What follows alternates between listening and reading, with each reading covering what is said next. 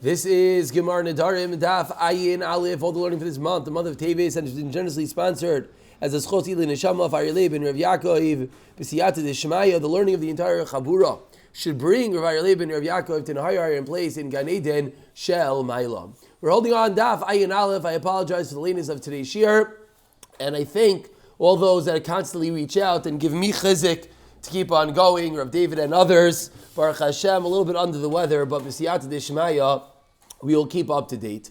So says the Mishnah on the top of Ayin Aleph, Nadra V'hi Arusa. If a woman makes a neder while she is Arusa, she went through the first process of Erusin, and then V'nizkarsha Boy Bayoim. On that day that she made the neder, she got divorced. We know that every neder, the husband, the father, has 24 hours as the daytime to annul or be makayim the vow. And what happens with this woman is that she got divorced on the same day that she made the neder, and then she got remarried.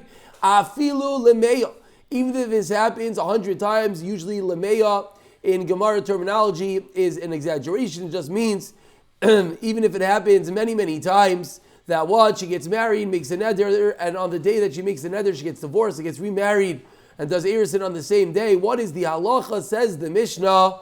Avia ubayla ha'acharoin meifir nidarel. Her father and the last husband, whoever is currently married to her, they are the ones that are allowed to be meifir in the neder. And the Mishnah now gives us a rule. Ze'aklal. This is the rule. Kol shlo yatzil rishus atzma. As long as she has not gone out to her own rishus. We'll see what that means in a moment. Sha'achas for a moment.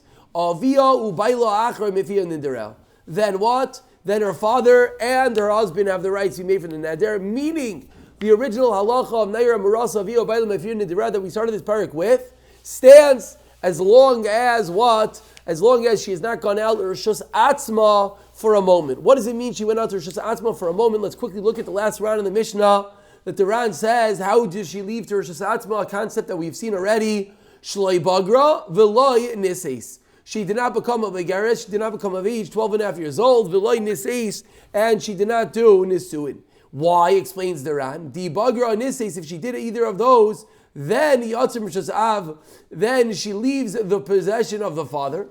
V'aris l'chudei lo matzi mafir. And an aris that only did Erusin cannot do the afara. And the only way she would be able to do afara, of course, would be after the full-fledged marriage, Nisuin, then the husband can be mefer. So we see a rule in our Mishnah that as long as a woman has not gone out to her own possession, her own self, which happens at the Nisuin and at Bogeres, then the father and husband retain the rights to be mefer, to annul her Nedarim, her vows. At what point is this, says the Mishnah, the last husband that is currently married to her? If she makes a neder and gets divorced on the same day, and someone else remarries her, that person has the rights, the regular rights of Nara Marasa, Avia, Ubayla, Mefir, and Nidarel. We begin the Gemara, which the Gemara asks, Minalan, where do we know this halacha that what the aris acharoin meifir nidarim, that the final aris has the rights that could be made for the nidarim? That what? What's the unique chiddush over here? Shenir al aris rishay, to be made for the nidarim that were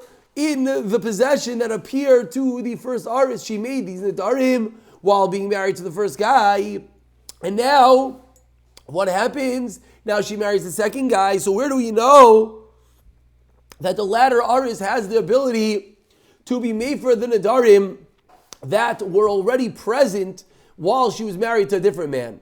Amar Shmuel, Amar Kra, comes along Shmuel and brings a Merkar that teaches us Mayasiya leish v'nadra aleh.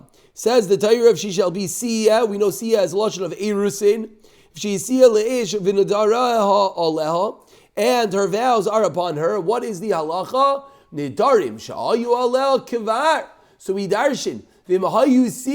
She was married to a man with nedarim. So nedarim that were there at that time are allowed to be made for right now by the new husband.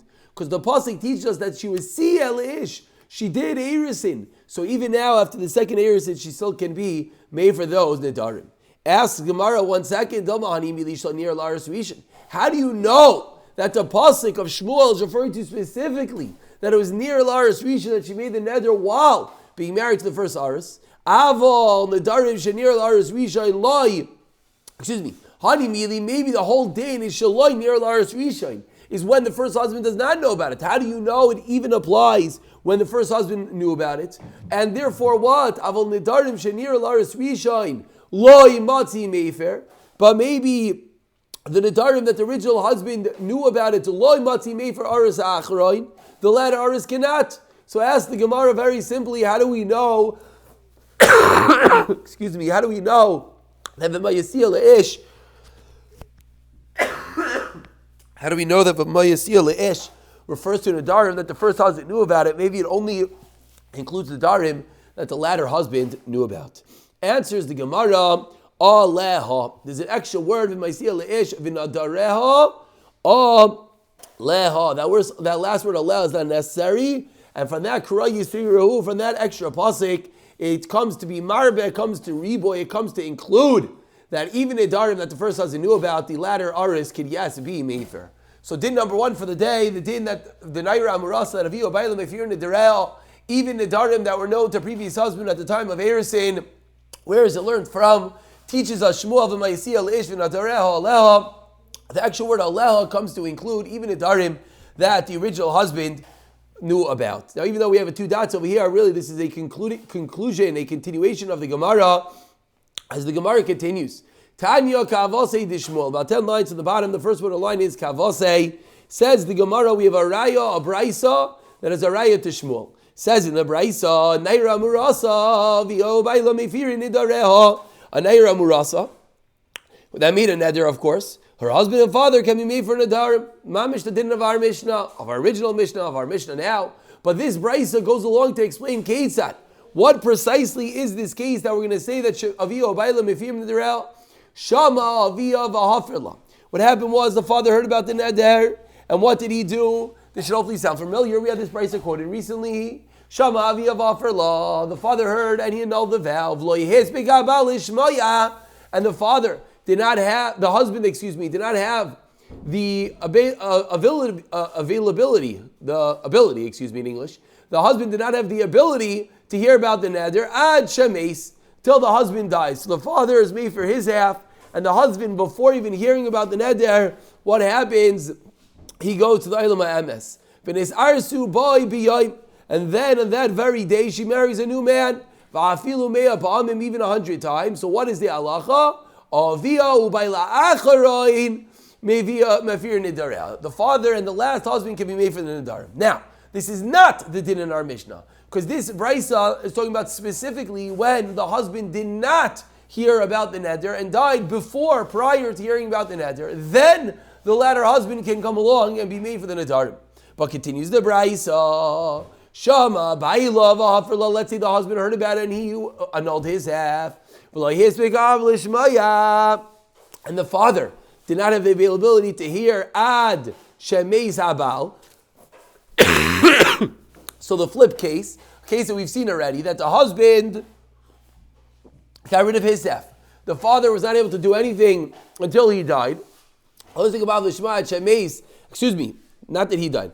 At shemeis habal. So again, the husband that was made for the Nedarim, he died. The father, as of yet, does not know about the neder. And then what happens, this woman goes and marries someone else. Allah over here is, this is one of those cases of nisraikna, that the father attains, or reclaims, I should say, the entire neder, and the father could go and be mefer, the original chilek of the husband. Amar Rav Nasan, Heinain Divri Beishamai. That is the opinion of Beishamai, and hopefully this will remind us where we saw this Gemara. Aval Beis Hillel Oimrim, but Beis Hillel says no. Ein Yachol Afer. The father cannot annul the vow unless what? Unless he has the second husband in conjunction with him. So we have Machlekes Beishamai Beis Hillel in a case that the husband annulled the vow. The husband drops dead. The father then hears about it, and there's a new husband. Beis Shammai says the father gets full rights, he annuls everything. Beis Hillel says no, the father and new aris together have to annul the vow. So explains the Gemara, b'mai pligi. What exactly is this machlekes Beis Shammai Beis Hillel? As we turn over to a very short Amid base, and of course anyone with the time should make the time to see the Rans. The Ran always brings in incredible Yesaidais. But says the Gemara, what is the machlokes? Beishamay Beisil Ayin Aleph Amabeis Beishamay Savri Nedarim Menami Sharoi La'aris Nisragna Rishos La'af. Beishamay holds that even in Nedarim that the first aris could have been mefer, and he indeed did, empties out literally the rishos to the father when he dies. And therefore the father can annul the entire vow by himself. Why? Umegas gayis. Those were the key words that we saw in Daf Samachas. That what? Because when the aris did his half in his life, he severed the vow. So now we have a vow that started off at 100% and now it's only 50%. So after the aris dies, Beishamay holds what happens to this neder. This neder returns to the father's rishos as a 50% neder. And now the father can take care of the whole thing by himself. But Beis Hillel Savri Avia Ubayla Acharoin Meifir Nidarel. Beis Hillel hold mamish just like our Mishnah that even though the first husband knew about the neder, now after the first husband dies and this woman remarries a new husband, what is the halacha? The father and the husband, the new last husband, can be made for the neder. Why? V'loimegas gayis, because Beis Hillel does not hold of this entity that it cuts it in half, as we've seen previously. Beis Hillel holds miklash kolish, that it weakens the neder. It's a weakened neder, but now there is a neder at the end of the day, and this neder needs to be annulled by whom? The father and the new husband. And this is our beautiful raya, the shita of Beis Hillel, a raya to Shmuel, the din in our Mishnah, that Naira Murasa, that Baila heard about the neder, then died. What is the halacha when she gets remarried on Bo Be'ayim?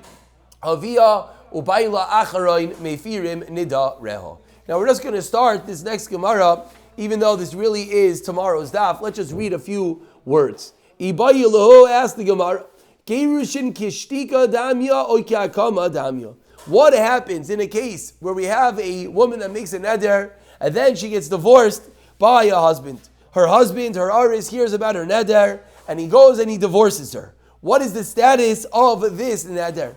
Do we say that by divorcing her, he effectively has been mefer the neder? Or do we say no? Or do we say that it's as if he's making the neder because he heard about it, he didn't say anything, and then he went and he divorced her? Says the Gemara, and again we're going to pick up from here tomorrow. L'may nafkamina ki goyin shenadar v'sham abayla v'gersha v'hadre biyoymei. So he amar kishtika dami matzi mefer la. Then what? And now he could be mefer. V'yamar kakama dami lo matzi mefer la. We're going to pick it up from the second shayla, this ibaylu b'siyat ishmai the next year. Have a fabulous day.